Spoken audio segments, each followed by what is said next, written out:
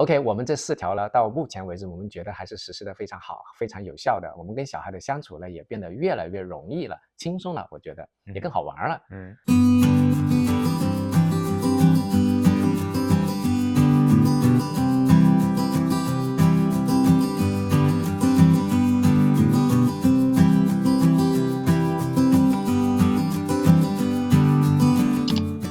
大家好，我是金鹿。大家好，我是文武。欢迎回到我们的频道。2个爸爸养娃记。我们家大娃呢叫燕燕，现在已经有3岁零3个月了。我们在养育小孩的过程当中呢，有一系列的心得感受。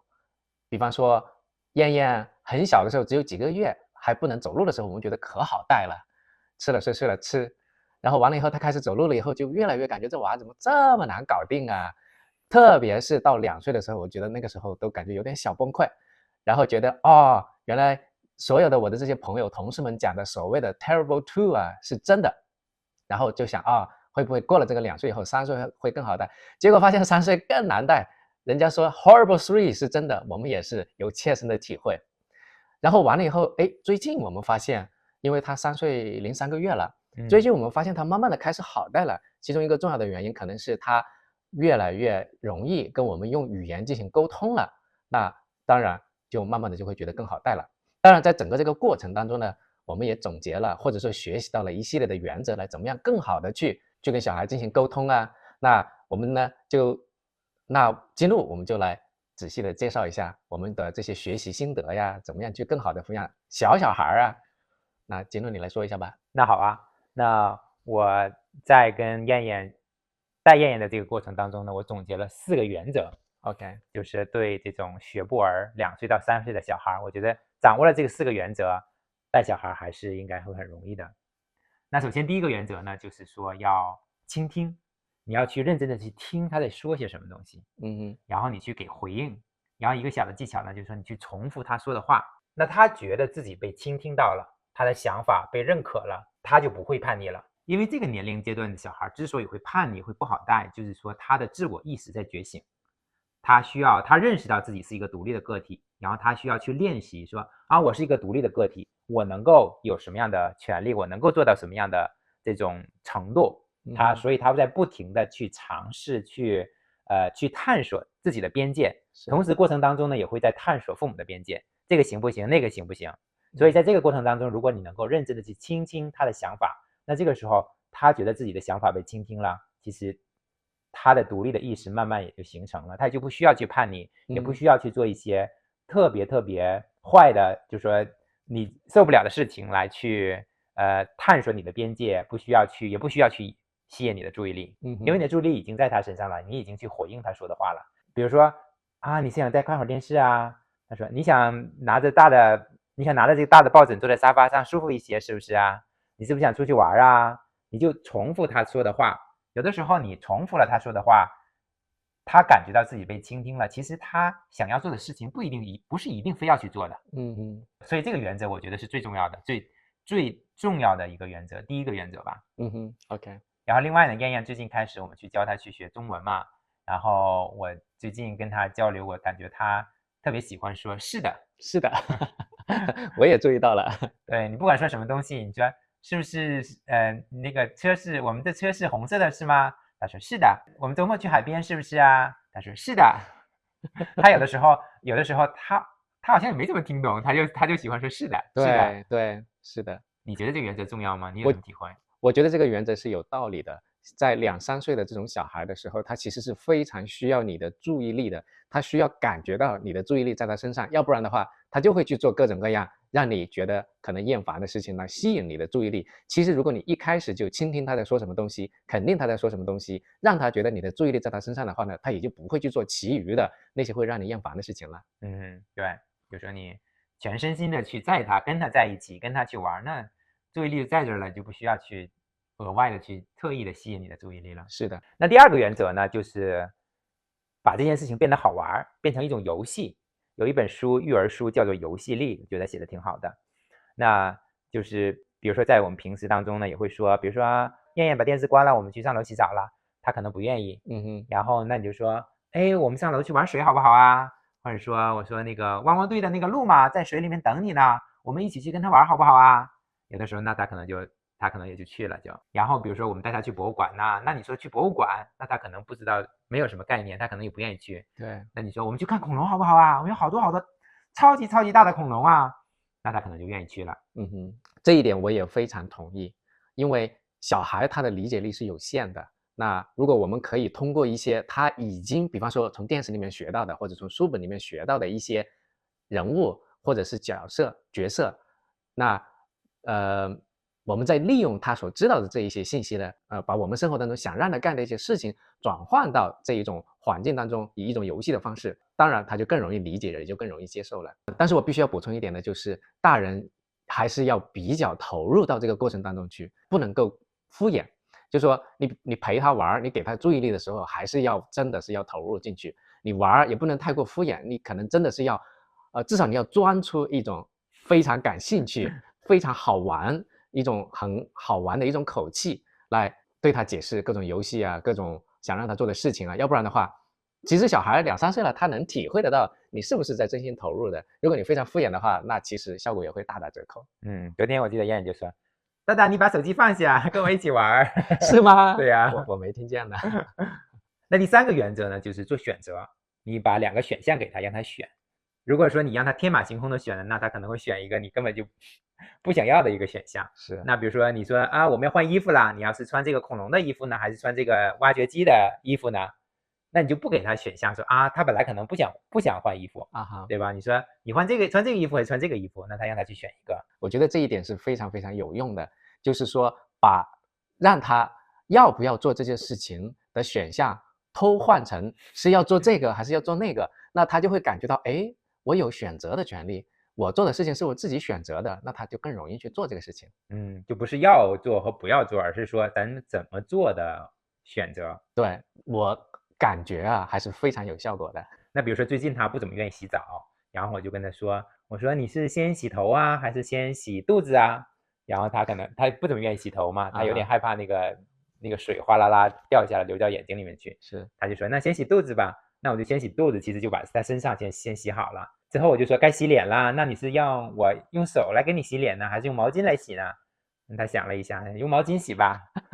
然后刷牙的时候呢，我说那你是用电动的牙刷来刷呢，还是用手动的牙刷来刷呢？然后他说用电动的来刷。然后我说那你用牙膏用这个绿色的还是要蓝色的呢？他说要绿色的。有的时候说我2个都要。那我就每个都给他挤一点啊。所以这种选择，通过这种选择，它还是非常有效的。再有的话，他也不怎么愿意去睡觉，他喜欢一直在那玩嘛。那你就跟他说，那你不直接说你要不要去睡觉啊？他肯定说我不睡觉，我在这玩。那你问他你是要再玩5分钟啊，还是说现在我们就去睡觉呢？他有些时候说那我就再玩一会儿，那时间到了，那 OK， 那我们去睡觉了。对，就是我想补充一点，就是我们其实在训练他去自己睡觉和按时睡觉这件事情上，我们也有经过了一定的探索的。最开始的时候，我们就是时间一到就让他去睡觉，就会碰到非常多的抗拒，然后就甚至每天都搞得哭哭啼啼的。后来呢，我们就想了一个招，就是我们先给他一个预期，假设我们想9点钟让他睡觉，其实你8点半你就开始跟他说你要睡觉啦，然后慢慢的他就 get 到你的 idea 以后呢，其实他9点钟也就去睡觉了。这样的话呢，就比最开始你直接9点钟一到就让他去睡觉，其实效果要更好一些。当然你肯定要更耐心一点啊，去提前的去铺垫一些。然后最近他开始说中文，然后你说睡觉啦，他说我要1分钟。现在他这句话说的最溜了，就对呀，我要1分钟。这个1分钟其实你要很好的掌握，你不能搞太长了。如果你过了10分钟再过去，他还说我要1分钟，他把这件事情已经忘了。对，然后其实也不需要1分钟，你就转个圈回来以后说时间到了，他就乖乖的去上床睡觉了。对啊，因为小孩其实没有什么时间概念的。其实他这本质上来说，他还是需要有一定的自我掌控权。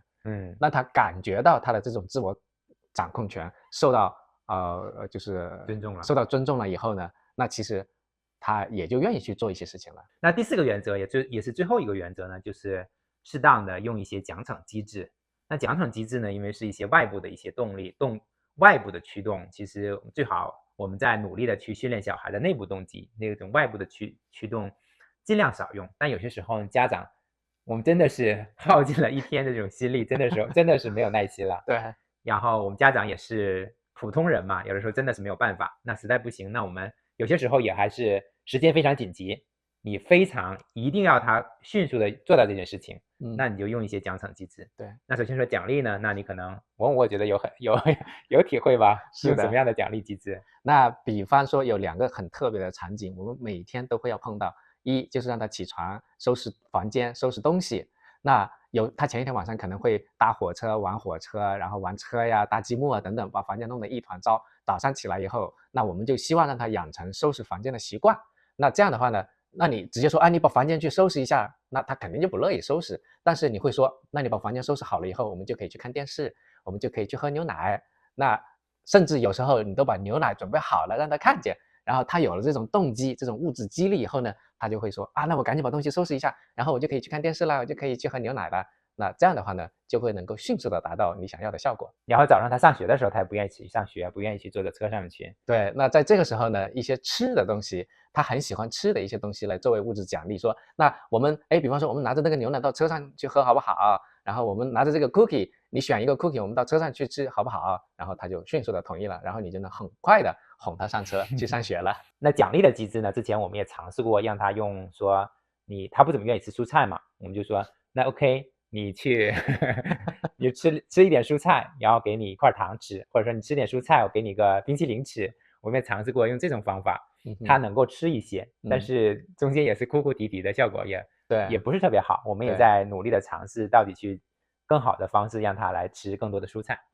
那刚才文武说到这种说收拾玩具嘛，那有的时候就说你不收拾好玩具就没有电视看，那这个东西也相当于是一种惩罚机制了。那有的时候有几次我真的去严格的去执行这个标准 ，OK， 你是不是要收拾玩具？他有的时候说我要你帮忙，他所谓的我要你帮忙，就是说我在旁边玩，你来收拾。是的，这就是他所谓的你来帮忙。那我就说我不帮你忙，然后他就哭，那我就不理他。然后我说你收拾完了之后 OK 下楼你可以看电视。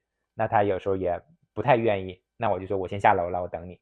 然后过一会儿之后他真的就开始收拾了，因为他想看电视，他不收拾完就没了电视看。是的，特别是周末的时候，我们有大把的时间跟他耗，那就更有可能这样子去执行。一般平时要上课了，那我们可能就快速的就让他一起参与，一起帮忙，就把这些东西给收了。还有一件事呢，我是不想跟他去拉扯的，就是说有些事情，比如说换尿布。OK， 这件事情 OK， 你拉屎了，那个搞得满屋子都臭了，我们现在必须要把尿布换掉，但他是非常非常不愿意换尿布。那这件事情呢，我就相当于用一种惩罚机制，我会给他下一个最后通牒。我说你自己过来乖乖的躺下换尿布，还是我把你抱过来按在地上换尿布。然后我会问他2次，如果他还是不理，在那一边玩，通常他就会在那继续玩，假装没听见。如果说了2次他还是不过来的话，那我就说我数到3。你要不过来，我就把你抱过来。我说1、2、3，通常来讲，他都是数不到3他就过来了。但是这个前提是建立在真的有那么1、2次数到3他没过来，你就真的把他抱过来，按在地上把这个尿布换完了。他那边一边哭一边把尿布换完。在他经历了这个过程以后，他知道你真的有决心会执行你所谓的这种威胁。那他下次就有这样的预期了，在你数到3之前，他就乖乖的过来。是的，躺在那儿把尿布换了。是的，像这种事情呢，不想去跟他去沟通，不想跟他拉扯太多。OK， 我们换尿布了，必须要换尿布，这件事情必须来做，没得商量。那这个时候，我觉得这种惩罚的机制，你可能是最有效的。对，其实我觉得这里边，就总的感受来讲带小孩，我觉得有这么2点很重要的。第一，真的是要全身心的投入，有耐心。这一点是非常非常重要的。其次呢，还是一定要有坚定的原则。你有些东西你觉得能做和不能做的，一定要坚持坚定，让他明确的感觉到你这件事情非做不可，不能有例外，不能让他有侥幸心理。现在燕燕3岁多了，我觉得这个过程慢慢的变得很容易的多了。对，我也觉得是我觉得最难带的那1年多已经过去了，现在慢慢的越来越好带了。